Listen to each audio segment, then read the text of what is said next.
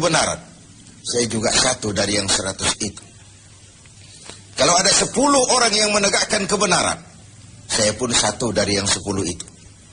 Kalau hanya 1 orang yang berjuang menegakkan kebenaran, sayalah yang 1 itu. Walaupun besok langit akan runtuh, bumi akan bergulung, kebenaran tetaplah kebenaran. Orang yang tegar menghadapi kebenaran makin langka. Orang yang tidak larut di dalam memperjuangkan kebenaran semakin sedikit jumlahnya. Tapi kalau kebenaran tidak ditegakkan, keadilan tidak dinyatakan, maka kebatilanlah yang akan berkuasa. Sungguh pun demikian. Yang keempat, Allah menutup ayat ini, watawasaw bis sabr. Nasihat menasihati dalam kebenaran dan nasihat menasihati dengan cara yang sabar. Kalau kebenaran sebuah prinsip, maka kesabaran adalah sebuah strategi.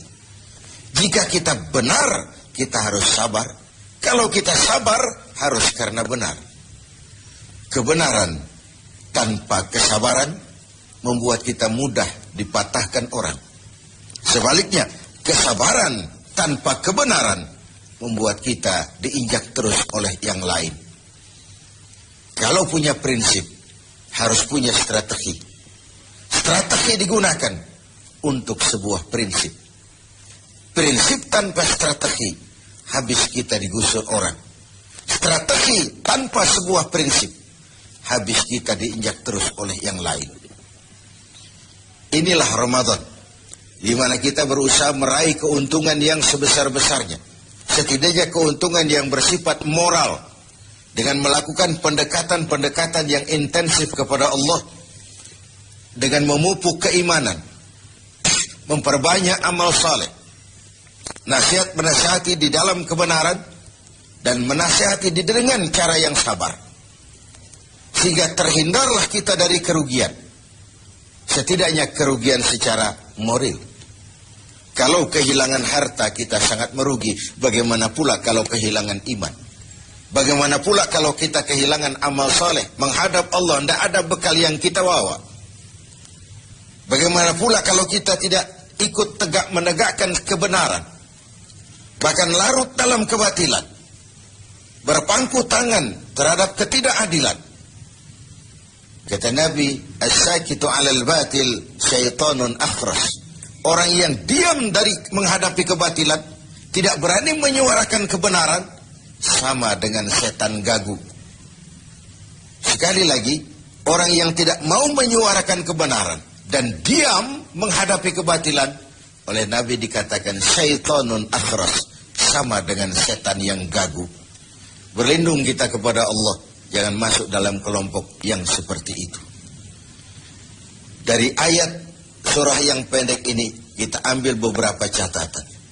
Pertama, intan paling mahal, mutiara paling berharga dalam hidup ini tidak lain adalah nilai-nilai iman. Biarkan zaman berubah, akidah jangan sampai goyah. Silahkan masa berganti, keyakinan jangan jadi mati. Karena iman kita hidup, untuk iman kita berjuang, dan dalam iman kita ingin kembali menghadap Allah. Yang kedua, buah daripada iman adalah amal soleh. Amal soleh, refleksi yang ditimbulkan oleh nilai-nilai keimanan. Bahkan diketahui iman seseorang dari amal soleh yang dikerjakannya. Yang satu merupakan fondasi, yang lain merupakan hasil buah dari fondasi yang kokoh itu tadi. Dalam Al-Quran Allah menjelaskan, huwallazi khalaqal mauta wal hayata liyabluwakum ayyukum ahsanu amala. Dialah Allah yang telah menciptakan hidup, yang telah menciptakan mati bagi kamu sebagai ujian, siapa di antara kamu yang paling banyak amal salehnya. Ada hidup dan mati sebagai batu ujian untuk mengetahui siapa yang terbanyak amal salehnya.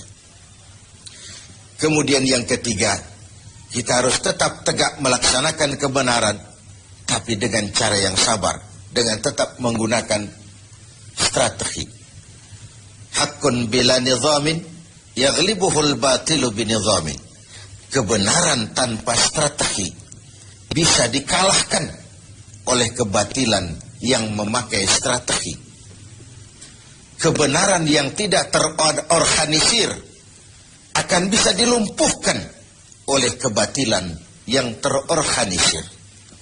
Maka diperlukanlah semangat kebersamaan untuk menegakkan yang ma'ruf dan mencegah yang munkar bagi kemaslahatan kita sebagai umat dan juga sebagai